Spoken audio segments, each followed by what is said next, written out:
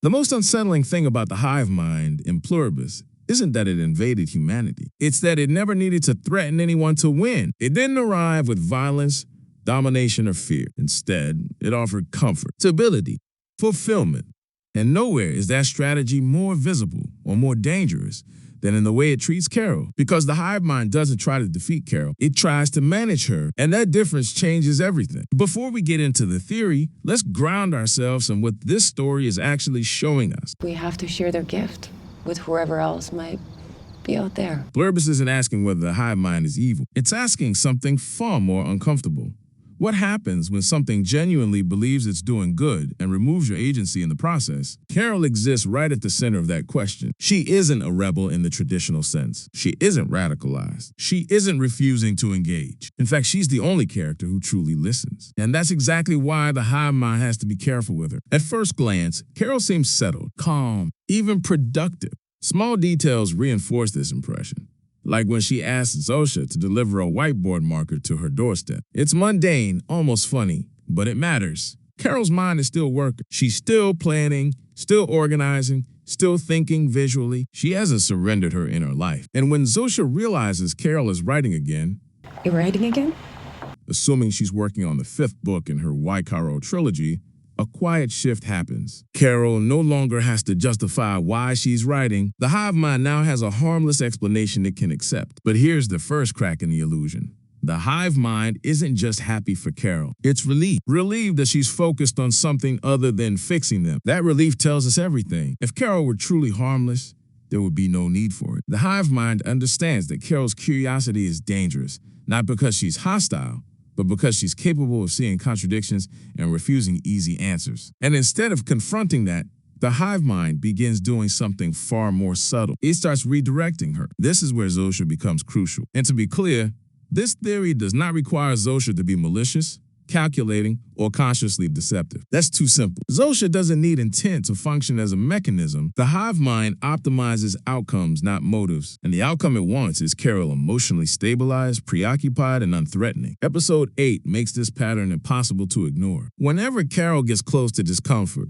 real discomfort, something intervenes. A game, a memory, a gesture. The clearest example is the croquet scene. On the surface, it's playful, lighthearted, but beneath it lies one of the most disturbing revelations in the series. Zosia taps into the hive mind's shared muscle memory, the embodied physical experience of the best croquet players in history, and uses it effortlessly. Carol notices immediately. And she should, because this isn't just knowledge transfer. This is physical identity being absorbed, stored, and redeployed. Carol's reaction is not paranoia, it's rational alarm. And what does the hive mind do in response? It jokes, it deflects, it reframes the moment as harmless fun, and refuses to explain itself. That's not accidental, that's emotional management. When Carol encounters something genuinely frightening, the hive mind doesn't reassure her with truth.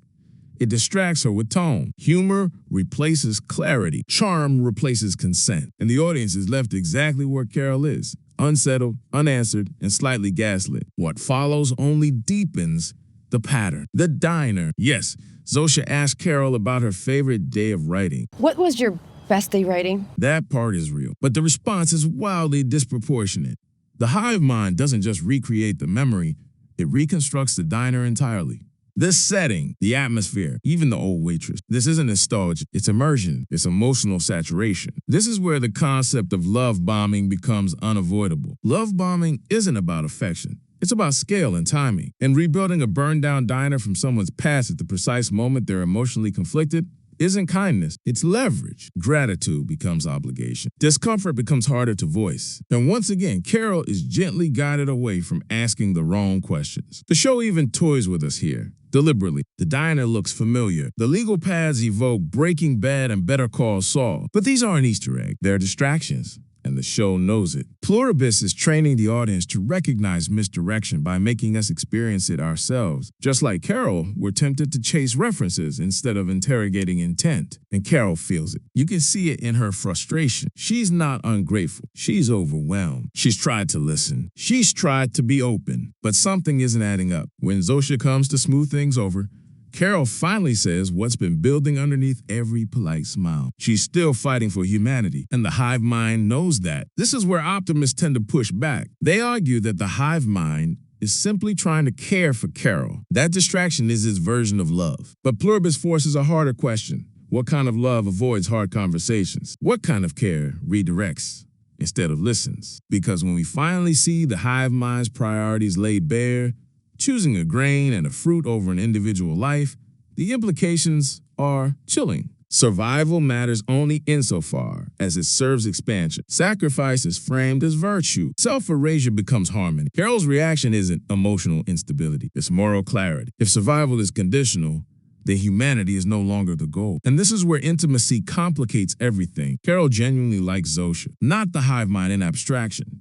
Zosia as a person. Their connection feels sincere. That's why the kiss matters so much. Not because it's romantic, but because of when it happens. Intimacy can ground you, or it can disarm you. And in this context, it does both. This theory does not require Zosia to be consciously manipulating Carol. That's too easy. What it suggests is far more unsettling. That Zosia can be sincere and still function as a stabilizing agent for the hive mind. The system doesn't need villains. It needs vectors. Carol's response to all of this isn't withdrawal. It's creation. She writes quickly, decisively. And the first chapter of the new Wycaro book isn't escapism. It's investigation. Her fiction mirrors her research. Raban's transformation into a woman isn't just a personal correction. It's a rejection of outdated constraints. The caverns of Evilor aren't random fantasy. They echo real-world environments where life survives under extreme alien conditions, like the Cave of the Crystals in Mexico. The point isn't the science, it's the mindset. Carol hasn't stopped searching for answers. She's simply doing it quietly, in a way the hive mind underestimates. And that's what separates her from Manusos. Manusos rejects the hive mind outright, loudly, rigidly, even self-destructively. He clings to obsolete systems, money, procedure, suffering, because they represent a world he understands. His resistance becomes punishment. And here's the uncomfortable truth. Manusos and the hive mind aren't opposites. They're mirrors. Both are driven by imperatives they refuse to question. The hive mind sacrifices individuals for collective optimization. Manusos sacrifices himself for principle. Carol does neither. She engages without surrendering. She questions without rejecting. She adapts. And that makes her the only truly sane character in Pluribus. Even her attempts to separate Zosia from the hive mind reflect this.